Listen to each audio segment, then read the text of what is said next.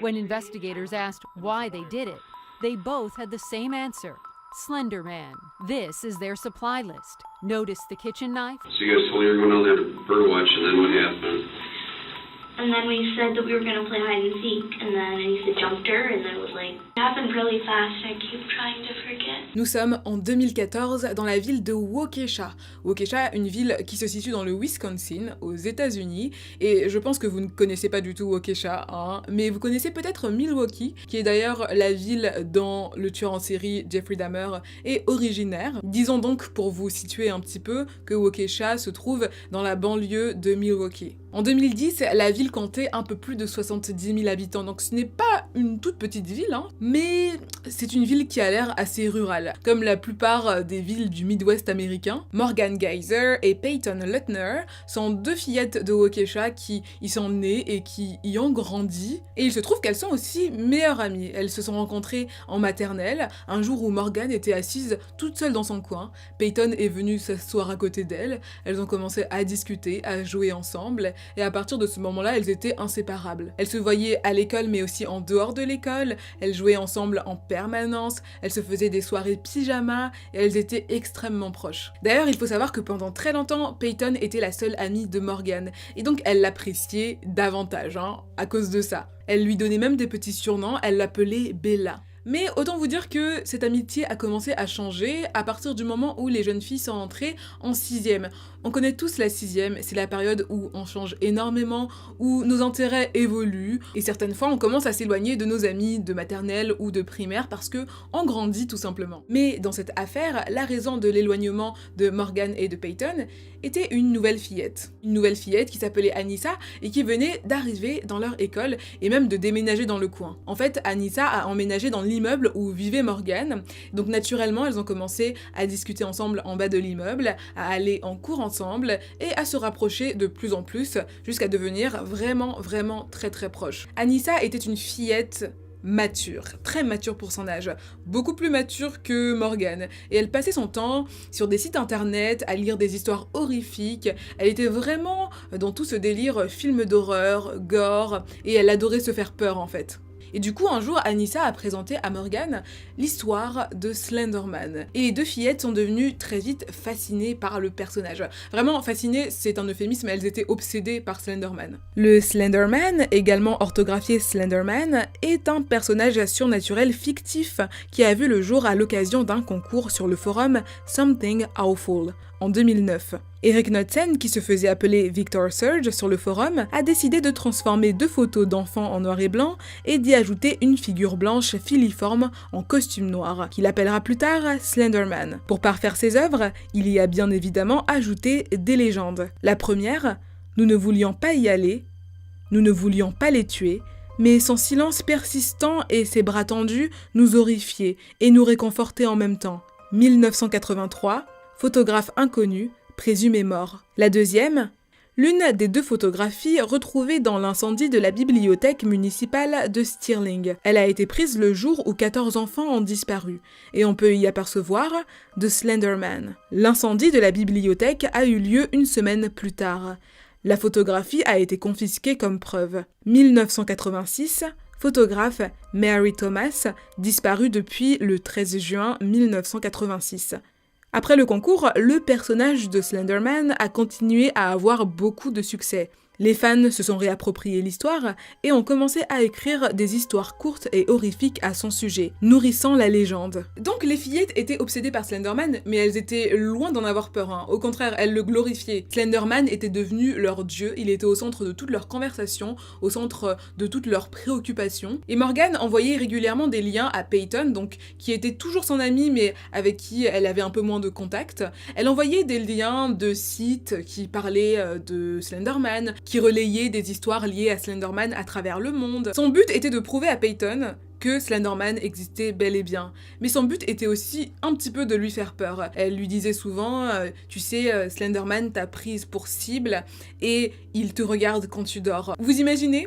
La petite Peyton, qui avait seulement 12 ans à l'époque, elle était totalement terrifiée par ces histoires. Elle était tellement terrifiée qu'elle a commencé à pousser son lit le plus loin possible de la fenêtre quand elle dormait, mais aussi elle est allée se plaindre à sa mère au bout d'un moment en lui disant « Écoute, Morgan n'arrête pas de me raconter ces histoires, est-ce que tu peux m'aider ?» Très vite, sa mère est allée sur internet, bien sûr, elle a fait 2-3 petites recherches et elle a dit à sa fille « Écoute, Morgan se joue un petit peu de toi, hein, ne l'écoute pas, ce Slenderman, il n'existe pas. » C'est facile à dire quand on est adulte, et c'est facile à comprendre, mais pour un enfant, ce n'est pas vraiment la même chose. Peyton, Morgan et Anissa n'étaient pas à proprement dit amis. Comme on dit, dans un trio, il y a toujours un duo, et le duo était Anissa et Morgan. Les filles étaient bien plus proches, bien plus complices, et elles n'hésitaient pas à s'en prendre à Peyton, à l'insulter, à se moquer d'elle assez ouvertement. Et c'est Anissa qui était particulièrement méchante envers Peyton, peut-être parce qu'elle la voyait comme une rivale, qu'elle ne voulait pas qu'elle lui vole Morgan, mais étrangement quand Peyton et Anissa étaient seules,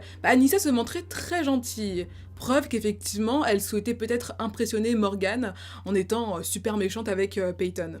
Mais l'ascendant dans le groupe, c'était bien Anissa qui l'avait. Elle était un peu le cerveau du duo. Pour vous parler un petit peu d'Anissa Weier, c'était une petite fille assez spéciale. Une petite fille très intelligente, une petite fille très mature. À l'école, elle ne cherchait pas particulièrement à suivre les règles. C'était une bonne élève, mais elle était assez solitaire. Et donc elle est très vite devenue un paria dans sa nouvelle école. Les gens la trouvaient un petit peu étrange. Kids being mean to her at school. She wouldn't be able to contain herself in front of the whole class, and sometimes she would just cry. Mais c'est peut-être pour ça qu'elle s'est si bien entendue avec Morgan, qui elle aussi était un peu considérée comme la fille étrange du fond de la classe avant même son arrivée. Morgan était une petite fille gentille, en surface en tout cas, assez bosseuse, mais elle avait parfois des comportements étranges. Elle était très imprévisible et parfois elle se mettait en colère sans aucune raison. D'ailleurs, selon sa mère, elle avait très peu d'empathie. Un jour, quand elle était toute petite, sa mère lui a mis une cassette VHS de Bambi, vous connaissez tous Bambi, et la scène où la mère de Bambi est morte est arrivée. Et cette scène nous a tous fait pleurer, hein, on a tous un peu versé quelques petites larmes. Morgan, elle, était totalement indifférente à la souffrance de la mère de Bambi, et donc sa mère s'est toujours dit qu'elle était un petit peu spéciale. S'il y a bien une chose que Morgan adorait, c'était les chats. Elle adorait les chats. Sur presque toutes les photos que j'ai trouvées d'elle sur internet, elle portait un chat dans ses bras. Donc les deux jeunes filles étaient réellement obsédées par Slenderman. Et elles ont même fait des recherches approfondies pour trouver le lieu où il vivait. Et elles ont découvert, mais c'est peut-être une fantaisie de leur esprit, que Slenderman habitait dans un manoir à Nicollet Park. Nicollet Park, un parc naturel qui se situait à presque 500 km de chez elle. Morgan et Anissa voulaient devenir les protégées de Slenderman. Elles voulaient vivre avec lui dans son manoir. Mais pour cela, elles devaient prouver leur loyauté à Slenderman. Et cela devait passer par quelque chose d'assez affreux, sacrifier quelqu'un.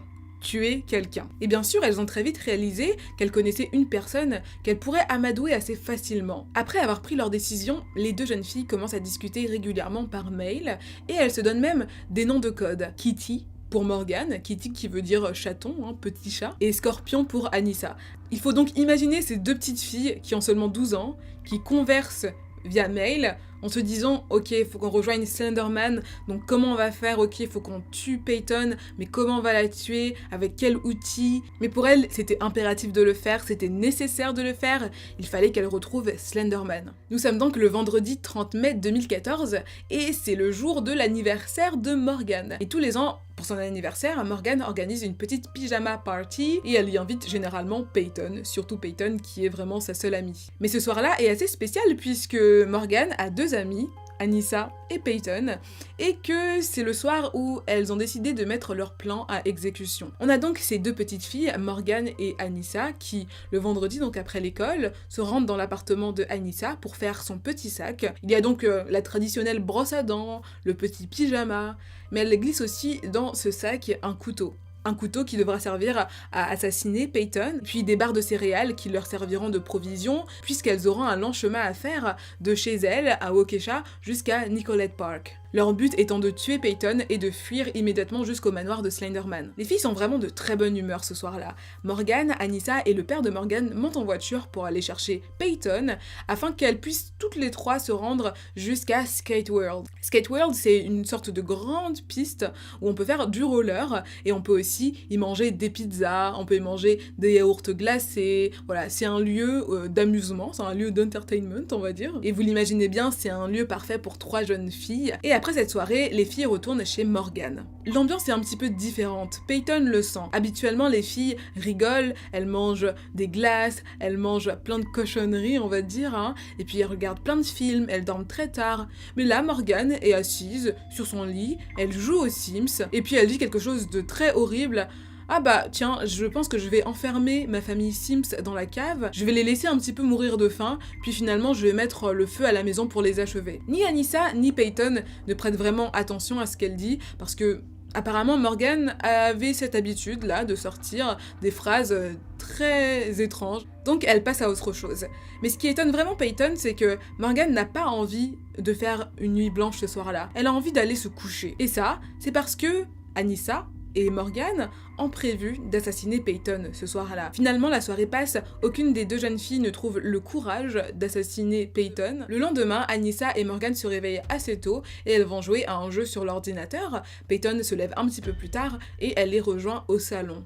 Et là, Morgan lui dit « Qu'est-ce que tu ferais si quelqu'un marchait vers toi et te poignarder ?» Encore une fois, Peyton n'en fait pas vraiment cas. Elle se dit, c'est une simple lubie de cette chère Morgan. La mère de Morgan se réveille, elles prennent toutes le petit déjeuner ensemble, et puis finalement Morgan demande à sa mère si elles peuvent aller se promener dans une zone boisée qui se trouve non loin du complexe d'immeubles. Habituellement, la mère de Morgan aurait dit non, mais là elle accepte, puisqu'elles sont 3, elle se dit qu'elle ne risque rien. Pour Peyton, c'est une simple sortie, mais Anissa et Morgan ont un tout autre plan en tête. Dans un premier temps, Anissa et Morgan attirent Peyton dans des toilettes, sous prétexte de lui montrer des graffitis assez drôles, mais une fois qu'elles arrivent dans les toilettes, l'attitude de ses deux amies change. Elle lui demande de s'asseoir au sol, et Peyton obéit, pensant que c'est un jeu, et là elles lui font une demande super étrange.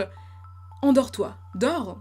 Dors. Encore une fois, les filles ne se voyaient pas du tout la tuer en la regardant dans les yeux, et donc elle voulait qu'elle s'endorme, pour elle ce serait beaucoup plus simple. Mais Peyton résiste parce qu'elle ne comprend pas la demande de ses amis. Anissa et Morgan sont un petit peu tendues, elles vont dans la toilette d'à côté et elles discutent, elles se concertent. Vous imaginez bien que Peyton ne comprend pas du tout ce qui se passe. Morgan, elle se met à pleurer, elle dit qu'elle ne trouvera jamais la force d'assassiner Peyton. Finalement, elles repartent dans les toilettes où se trouve Peyton qui est toujours assise au sol, un petit peu confuse, et Anissa se met à frapper Peyton. Elle veut qu'elle tombe inconsciente pour pouvoir la tuer plus facilement. Mais ça n'arrive pas, et Peyton est un petit peu traumatisée. Mais je pense qu'à 12 ans, elle ne pouvait pas imaginer que ces deux fillettes, dont une qu'elle connaissait très bien, pouvaient vraiment lui faire du mal. Anissa et Morgan ne peuvent pas tuer Peyton à l'orée du bois, elle risquerait de se faire prendre et il faut qu'elle rentre dans le bois, il faut qu'elle s'enfonce dans le bois. Et donc pour cela, elle décide de jouer à un jeu cache-cache ou chat.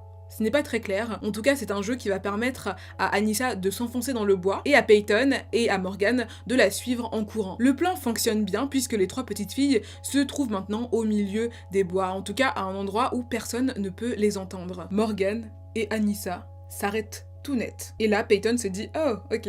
Qu'est-ce qui se passe? Déjà qu'elle ne comprenait pas bien l'attitude de ses amis plus tôt, là elle est un petit peu larguée. Elle parle de choses qu'elle ne comprend pas bien. Anissa dit à Morgan « Non, c'est toi qui dois le faire, c'est toi qui dois le faire, tu dois le faire. C'est toi qui sais où frapper. » Et Morgan lui dit « Écoute, moi je ne ferai rien tant que tu ne me donnes pas le feu vert. » Peyton est là en mode « Ouais, on joue à cache-cache là? Est-ce qu'on est dans une mission commando? Qu'est-ce qui se passe? Est-ce qu'on a changé de jeu? » Elle ne comprend rien. Suite aux paroles de Morgan, Anissa s'éloigne. Elle fait plusieurs pas en avant, elle se retourne, elle est donc dos aux filles, et là, elle dit à Morgan « Vas-y maintenant !» et vas-y à fond. Pour Morgan, c'est le signe qu'elle peut y aller. Elle sort donc le couteau de sa cachette et elle marche lentement, voilà, vers Peyton. Elle lui dit « Ne t'inquiète pas, je suis juste un petit chaton. » Finalement, elle se jette sur Peyton, elle se met à califourchon sur elle, elle se penche vers son oreille et elle lui dit « Je suis désolée. » Finalement, elle se redresse et elle plante son couteau 19 fois dans l'abdomen de Peyton. Morgan et Anissa ne semblent pas bien comprendre ce qui se passe. Peyton, qui vient de se faire poignarder 19 fois, réussit à se lever et elle commence à marcher vers la route. Je pense qu'à ce moment-là, son instinct de survie est parti en full mode, quoi. Et donc, elle commence à marcher vers la route. Anissa la rattrape par les épaules et elle lui dit « Reste là, nous on va aller chercher les secours. Si tu marches, tu perdras plus de sang. » Les filles partent et Peyton est en train de haleter. Elle a du mal à respirer. Elle dit qu'elle ne voit plus rien. Et puis surtout, elle dit aux filles « Eh bien, je vous faisais confiance, je vous déteste. » De leur côté, les filles prennent leur sac à dos et elles se mettent en route pour Nicolette Park où elles sont censées retrouver Slenderman. En voyant que leur amie n'était pas morte, elles auraient pu avoir un petit regret, se dire bon, finalement tout n'est pas perdu, on va appeler la police, on va expliquer ce qu'on a fait. J'ai l'impression qu'elle n'était pas très lucide. Et dans cet univers où Slenderman existait, finalement tuer Peyton, ce n'était pas si horrible que ça, ce n'était pas si extraordinaire que ça. Les filles ont repris leur chemin, Peyton a réussi à ramper presque jusqu'à la route et elle est tombée sur un cycliste, Greg Steinberg, qui d'ailleurs n'aurait pas dû passer par ce chemin parce que la route était bloquée. Heureusement qu'il est passé par ce chemin. Il a immédiatement appelé le 911 et puis il lui a offert de l'eau. Quant aux fillettes, elles ont très vite été interceptées. Bien sûr, elles ne sont pas arrivées jusqu'à Nicolette Park et peut-être que si elles étaient arrivées jusqu'à Nicolette Park, elles se seraient rendues compte de leur erreur et elles auraient éprouvé un peu plus de remords en découvrant qu'elles avaient presque tué leur amie alors que Slenderman n'existait pas. What I'd like to do on this spot of your cheek, okay? Is that alright? Okay. Alright, cool. Thank you. What happened to Bella? Is Bella your friend? She's not Anissa, she's the one who was stabbed. Can I ask a quick question? Sure. I just wanted to know how far I walked because I'm usually not very athletic and just want to know. Je trouve que les extraits d'interrogatoire des deux jeunes filles sont assez terrifiants. Dites-moi ce que vous en pensez. On a deux enfants, une qui est très calme, qui a l'air très lucide face à son acte, et une qui est très agitée. Mais les deux interrogatoires sont terrifiants, chacun à leur manière. Surtout que Morgan, elle, ne semble pas éprouver de remords. D'après elle, et d'ailleurs elle le répète à plusieurs reprises, cet acte de tuer Peyton était nécessaire.